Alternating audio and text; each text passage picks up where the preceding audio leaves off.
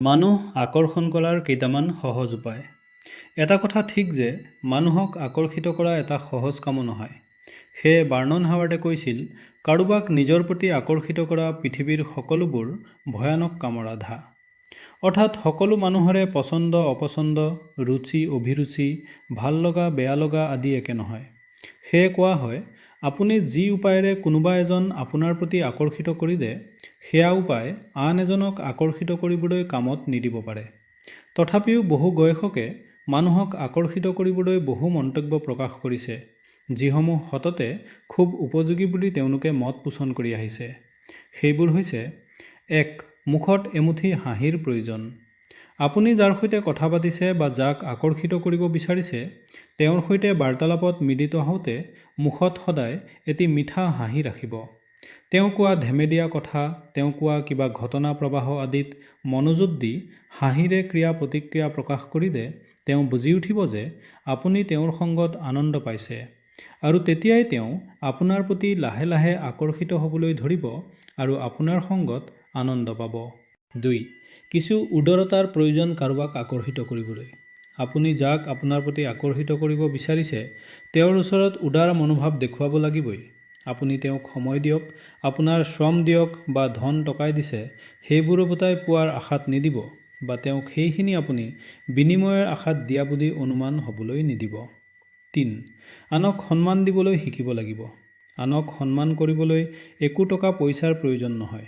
আপুনি কাৰোবাৰ চৰ্চাৰ বিষয় হ'বলৈ, আনৰ প্ৰিয়ভাজন হৈ পৰিবলৈ সন্মান কৰিব শিকিবই লাগিব। আপোনাৰ বিপৰীতজন আপোনাৰ সহকৰ্মী হ'ব পাৰে, আপোনাতকৈ তলৰ শ্ৰেণীৰ কাম কৰা হ'ব পাৰে, আপোনাতকৈ কম বয়সৰ হ'ব পাৰে বা শিশুৱে যিয়েই নহওক, সকলোকে সন্মান দিব পাৰিব ল'ব।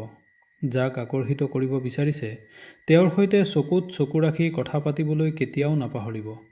এনেদৰে কথা পাতিলে মানুহৰ বিশ্বাস পাব পাৰি। আৰু ইয়াৰ বিপৰীত হ'লে আপুনি কিবা কথা লুকুৱাই ৰখা বুলি ভাবিব। মহিলাৰ সৈতে কথা পাতিবলৈ চকুত চকু ৰখা অত্যন্ত জৰুৰী। ৫. কথা দি কথা ৰাখিব পাৰিব লাগিব কাৰোবাৰ আস্থাভাজন হ'বলৈ, অন্যথা প্ৰতিশ্ৰুতি নিদিবই। আপুনি যিটো কৰাৰ সামৰ্থ্য নহয়, মিছাতে পাৰিম বুলি কৈ কেতিয়াও আপুনি সময়ত লাজৰ পাত্ৰ নহ'ব।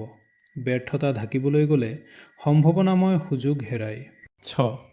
আপুনি এজন ভাল শ্ৰোতা হ'ব পাৰিব লাগিব, যাকে আকৰ্ষণ কৰাৰ চেষ্টা নাৰাখক কিয় আপুনি তেওঁ কোৱা সকলো কথা একান্তমনে শুনিব পাৰিব লাগিব। তেওঁৰ সুখ, দুখ, অভাৱ, অভিযোগ আপুনি সকলো পূৰণ কৰাৰ সমৰ্থবান নহ'ব পাৰে, কিন্তু তেওঁ তেওঁৰ সমস্যাসমূহ ভালদৰে শুনিলে খুব আনন্দ পায়, আপোনালৈ বিশ্বাস বহুগুণে বাঢ়ি যাব। ৭. সময়ৰ মূল্য দিব জানিব লাগিব। যাকে আকৰ্ষিত কৰাৰ চেষ্টা নকৰক কিয় তেওঁৰ আগত আপোনাৰ সময় অমূল্য। যদি সময়ত কৰিব খোজাটো আপুনি কৰিবলৈ অসমৰ্থ হৈছে, তেন্তে জানিব আপুনি তেওঁৰ সুবিধাৰ পৰা বঞ্চিত হৈ গৈ আছে আৰু আপোনাৰ সুবিধাখিনি বেলেগে ল'বলৈ গৈ আছে। আপোনাৰ সময় অমূল্য। যদি সময়ত কৰিব খোজাটো আপুনি কৰিবলৈ অসমৰ্থ হৈছে, তেন্তে জানিব আপুনি তেওঁৰ সুবিধাৰ পৰা বঞ্চিত হৈ গৈ আছে আৰু আপোনাৰ সুবিধাখিনি বেলেগে ল'বলৈ গৈ আছে। ৮. দুটি মিঠা শব্দৰ ব্যৱহাৰ সঘনাই কৰক। যি দুটা শব্দ টকাৰে কিনিব নালাগে। ধন্যবাদ আৰু স্বাগতম। শব্দ দুটি প্ৰয়োজনত সঘনাই ব্যৱহাৰ কৰাটো যিকোনো সম্পৰ্কৰ বাবে ইন্ধনস্বৰূপ। ৯. কৰমৰ্দন কৰি আৰু শাপ্তি ধৰি মানুহৰ কৃতজ্ঞতা স্বীকাৰ কৰিবলৈ শিকক। ই যিকোনো সম্পৰ্ককে দৃঢ় কৰে, মৰম আৰু বিশ্বাস বঢ়ায়। ১০. নিজৰ মাজত সততা আৰু নিজকে সংঘগঠিত কৰি ৰাখিব। এই গুণৰ বাবে বহুজন আপোনাৰ প্ৰতি আকৰ্ষিত হৈ পৰিব।